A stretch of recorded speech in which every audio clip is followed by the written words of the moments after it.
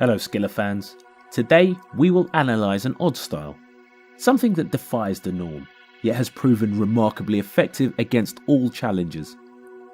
All 19 of them not being able to finish the fight. We're talking about the unconventional style of Subriel Matias.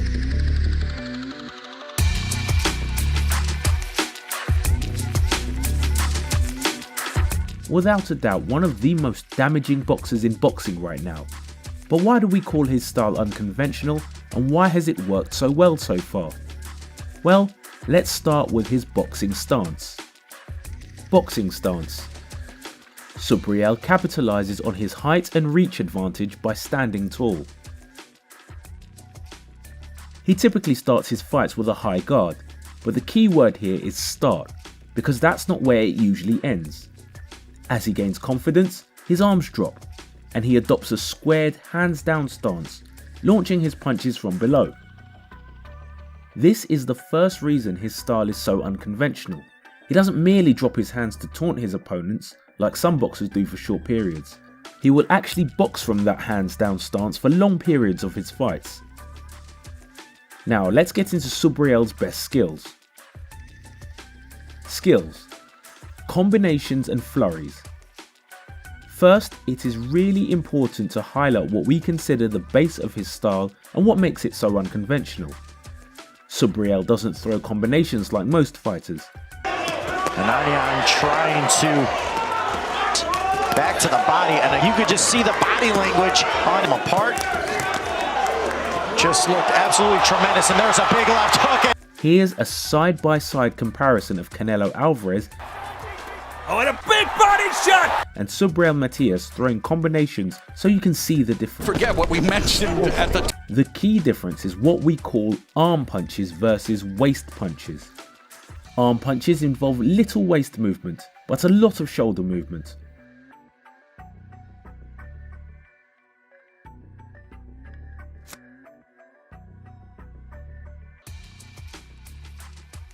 While waist punches involve a lot of waist movement and little shoulder movement.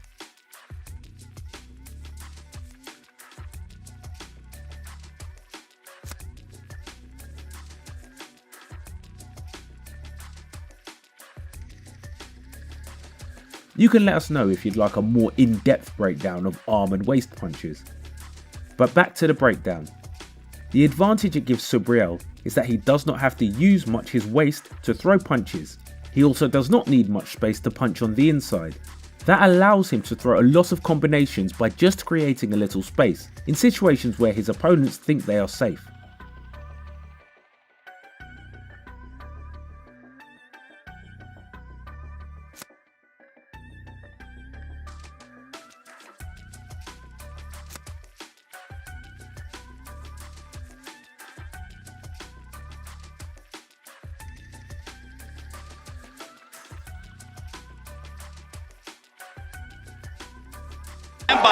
He has him hurt. There's a big left hook lining up Jukembayev. Sometimes he will unleash long flurries at great speed while fighting in the pocket.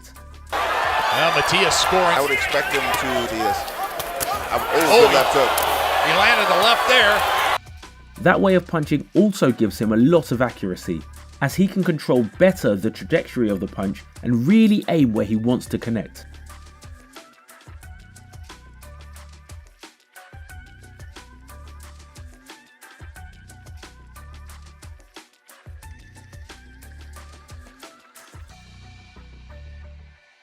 From a lot of these shots from Matias, and now Matias.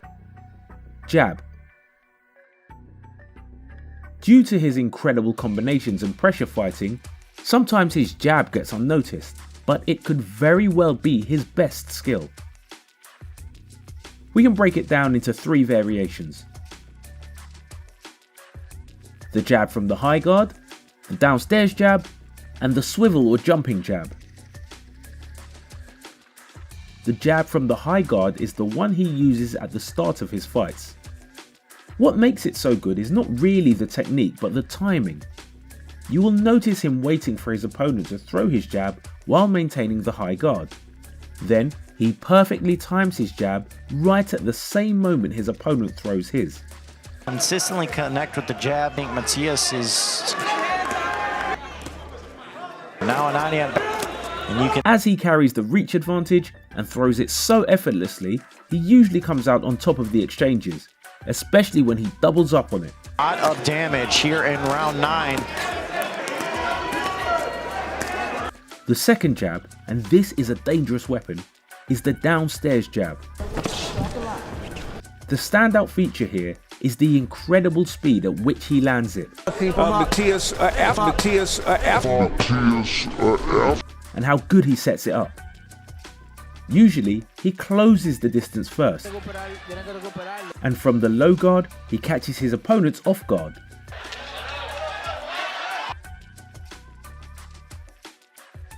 Matias. Lastly, there's the swivel or jumping jab. Matias, there's a big left hook. He usually uses it when falling short with the backhand. He is staying composed.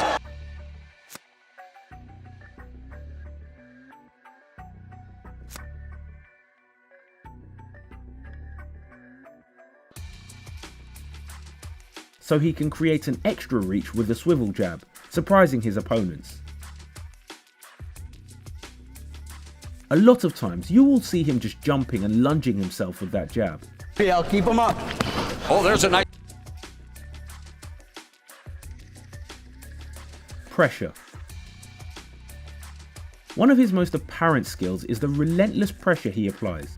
By throwing what we call arm punches and not committing his entire weight to load and throw his punches, he doesn't spend much energy, allowing him to maintain a relentless pace throughout the whole fight. As Matias comes forward.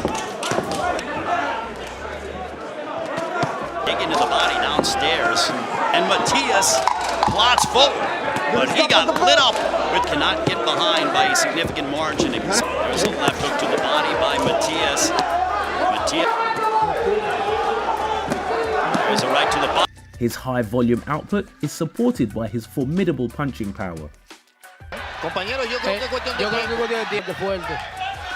Que estremece es que es un golpe bien colocado ahí. Ahora, buena la combinación y sonando la campana. His good conditioning and strong chin also enables him to walk down his opponents without taking a step back. However, this relentless approach also has its downsides. Flaws. Careless. While his relentless pressure is one of his best skills, it is also the reason to what we consider his biggest flaw. He doesn't care about getting punched. It's important to clarify, not overreacting to punches is a great skill. The problem is not reacting at all. Mbayev, right hook. Subriel sometimes seems too tough for his own good. His exceptional chin and punch resistance lead to him getting careless when defending. Matias, I think he is losing on this. As his confidence grows, he tends to drop his hands and absorb unnecessary punches. There's also a psychological aspect to consider. The intimidation factor of someone who keeps marching forward with hands down and not flinching in response to your punches.